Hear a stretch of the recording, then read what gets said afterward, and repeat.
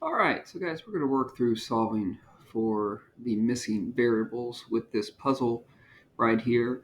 An important thing to do when you're working with angle puzzles is to notice your parallel lines.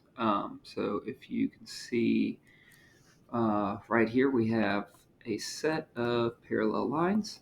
Okay, and then also look for all the different triangles that you have. Sometimes you'll have really big ones, sometimes you'll have just some smaller ones. But to be able to look for those, that'll help you out in doing these.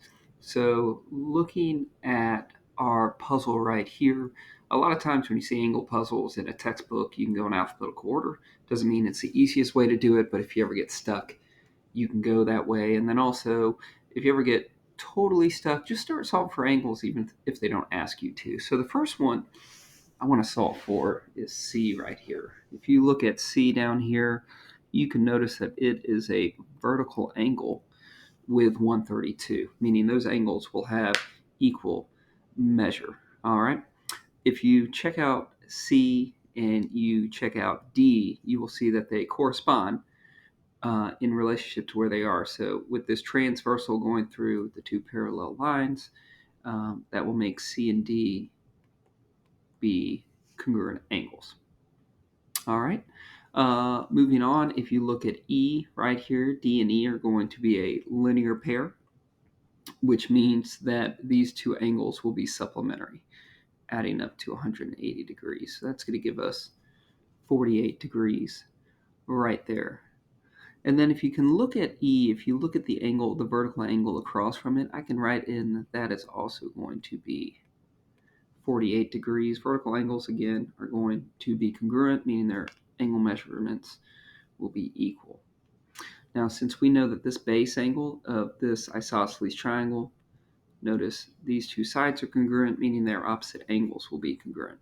Um, so if that is 48, G will also be 48. These are base angles of an isosceles triangle. Base angles are always going to be congruent. Now, if I want to figure out H, I can use the triangle sum conjecture, which states that all angles in a triangle must add up to 180 degrees. So if I take 180, subtract 48 twice, that's going to give me 84 degrees. So that will tell us that H will be 84 degrees. All right. We can keep moving on here. Let's go back down here to C. If you look at C, the angle adjacent to it right here forms a linear pair, which makes that 48. The reason I solve for that angle, even though they don't ask for it, is because if I know that's 48 and that's 90, I can now solve for F. So I'm going to take 180 degrees, subtract 48 degrees from there, and subtract 90, which leaves us with 42. So let me draw an arrow here. F will be 42 degrees. Okay, so we're doing pretty well here. We can keep moving along. Um, Check out 124.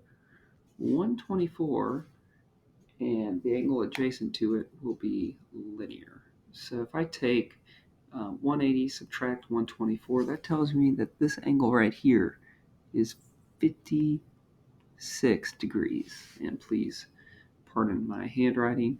I know that's not the neatest.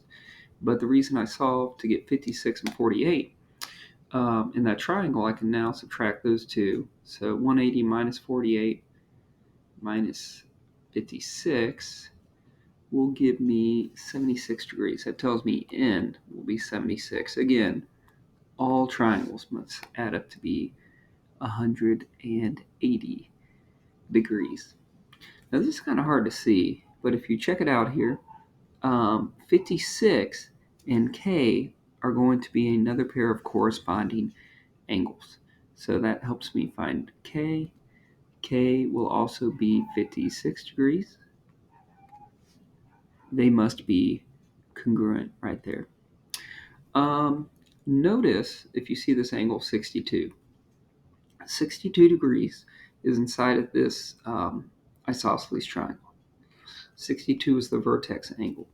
meaning that this angle A and this angle up here at the top, I don't know if you can see that, will be congruent. So if I take 180, subtract 62, which gives me 118, and divide it by 2, that will tell me that this angle here, A, is 59 degrees, which is not wanting to write in. There we go, 59 degrees. And also this angle is 59. Okay. Don't know if I'll need that top 59, but we'll go ahead and just write it in here. Let's look at B. Now notice this. We have this angle of 90 degrees. We know A is 59. And then B, we can now figure out, because we know that those three angles have to add up to 180 degrees. I like to call that a linear triplet. That's just a made-up name, but we'll say it's a linear triplet. So I'm going to take 180, subtract 90, and then subtract 59. That gives me 31 degrees for B. All right? And now notice, because we know B and we know K, use that triangle sum conjecture again. So 180 minus 31 minus 56 will give us 93 degrees. All right?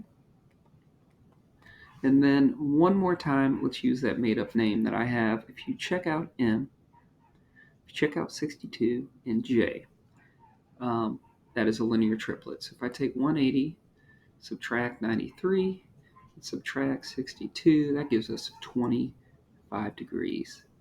And that will complete our angle puzzle. Now, no, in angle puzzles, there's always, not always, but the majority of the time, there's multiple ways to solve for these. For instance, if you look at 48 and K, okay, I could have gotten N from there, all right, because these three angles make up this very large triangle here. I'll draw it in, make it nice and messy here. So just know, if you solve these angles a different way and you get the same answer, totally fine. It's a great thing about angle puzzles. You can do it different ways. Hope this video helps, and we'll see you next time.